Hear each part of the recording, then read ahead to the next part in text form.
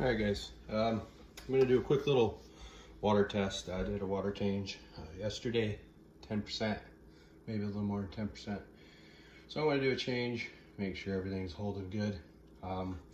Went out, got my water in my jar, went down a foot. So now what I'm gonna do, fill up the syringe, and then fill up to the 5 ml line of each test tube. Oop, went a little bit too much.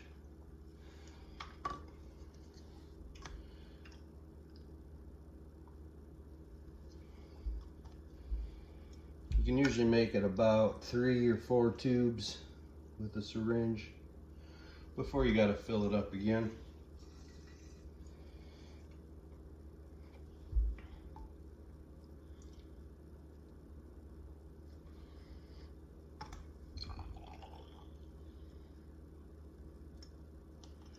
Again, got my handy little rack. It has all the test tubes, holds all the test tubes for me. All right, once I do that, shoot the rest of the excess water out. And I take out my digital pH meter. Bring this over here. Turn it on, put it in the water. Give it a little stir for a second or two. And wait till that number balances off.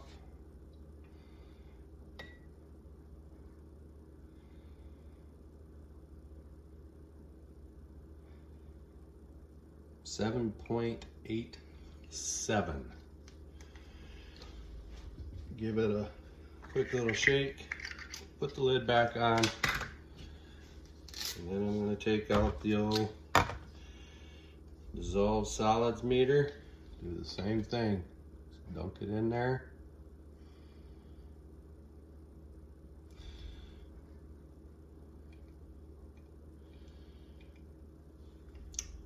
Shows me the temp, 72.8. The dissolved solids is about 390.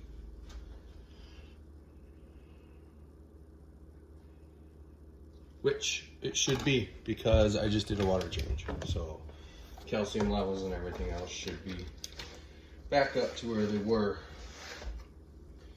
So now I go in to the old log book. Write down what time I'm doing it, what pond I'm doing, and then I just enter my numbers. Water temp was 72.6. I also have a outdoor monitor since we're getting closer to winter time. That way I can monitor the temperature of the pond from inside the house. So that's kind of nice. The outside temp, if I remember right, was 76.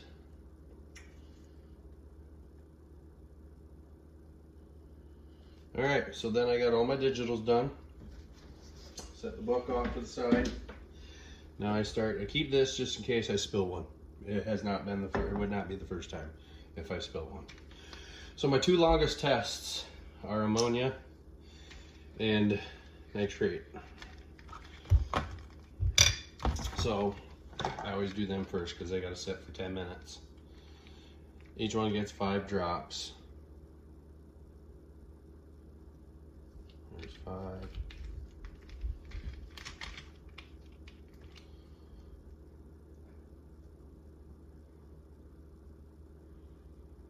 5.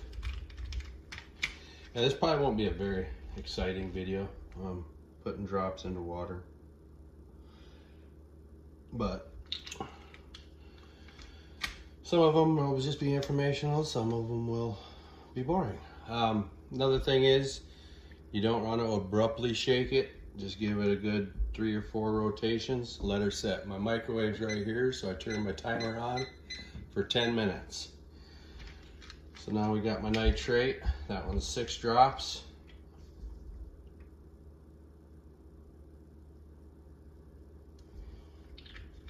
Cap it. and do the whole 2 or 3 good tilts on it, stick her back in there. So now when the timer gets down to 3 minutes, I'll start doing my nitrate, or my nitrite, sorry. And then that way they'll all end at the same time. So the next one I'm gonna do is gonna be my pH.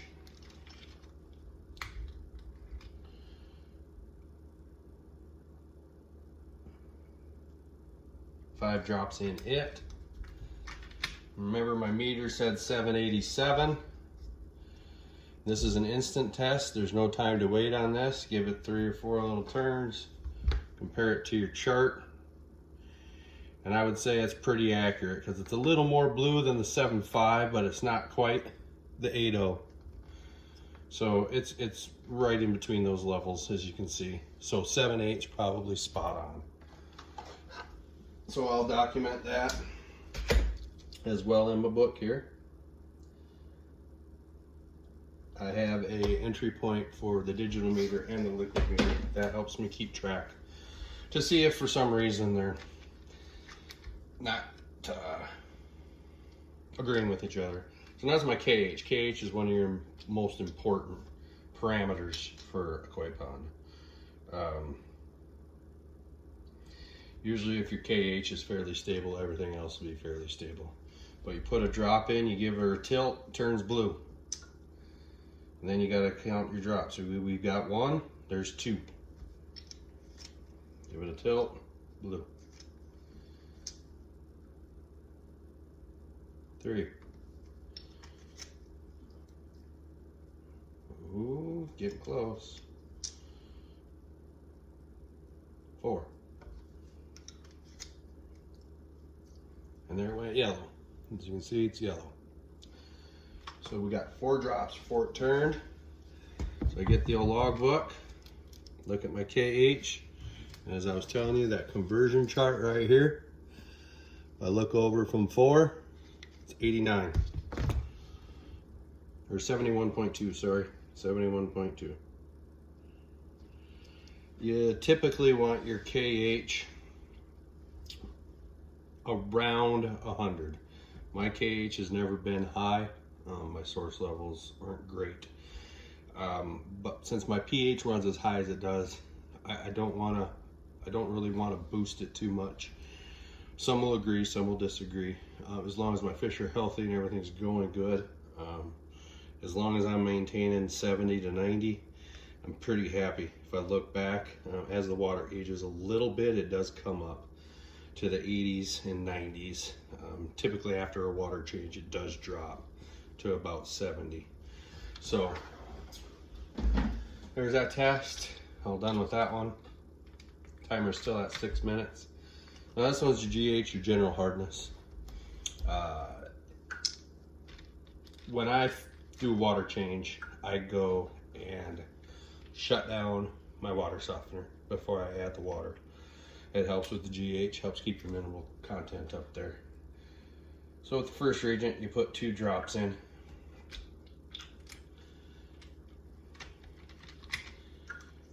And you give her a couple little twirls and it turns it this nice magenta color. And then you start counting your drops with this. The second reagent, 1. And we're looking for it to turn blue. Still magenta. 2.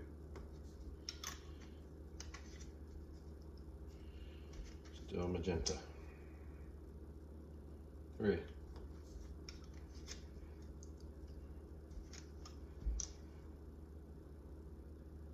4.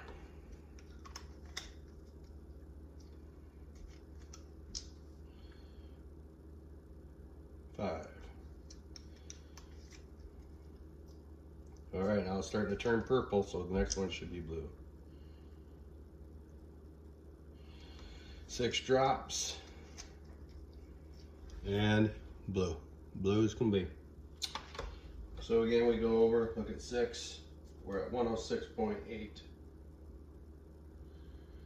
Now, before I started turning off my water softener when I did my fills, I was lucky to get 60 or 70. So it has helped greatly. Timer's still at 4 minutes. I'm gonna go ahead and pause this video, and in a minute or so I'll start one back up to do the nitrite, and then we'll check the results of the ammonia, the nitrite, and the nitrate. See you in a bit. All right, so we are going to do the nitrite test. The nitrite test is 5 drops.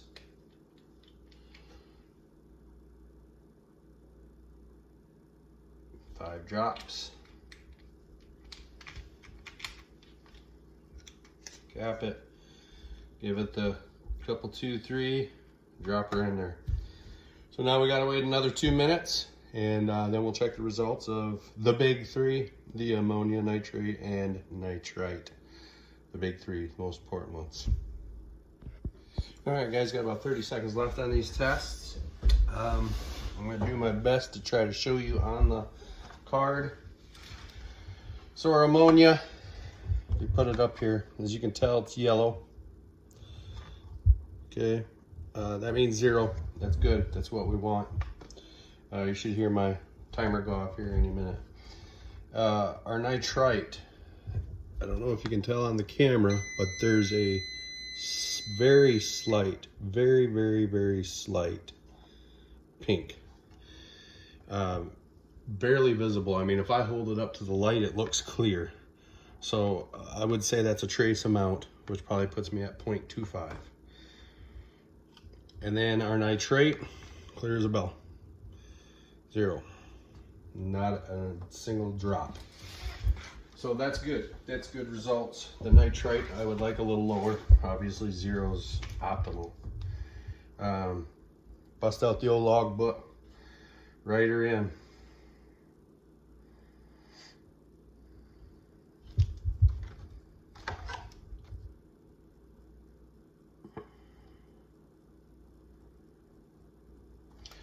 All right, so got my logs in.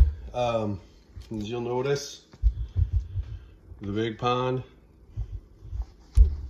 pH meter, pH liquid, KH, GH, ammonia, nitrate, did not test phosphate, did not check calcium. Outside temp, water temp, and the time I did the test. Calcium, I check it once every couple weeks maybe. It's nothing that you need to do. I basically do it to make sure there is calcium in my pond. I do use a calcium clay. So I just to know what's in there.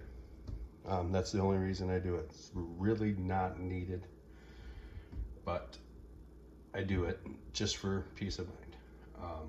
So yeah, in a nutshell, there's the tests.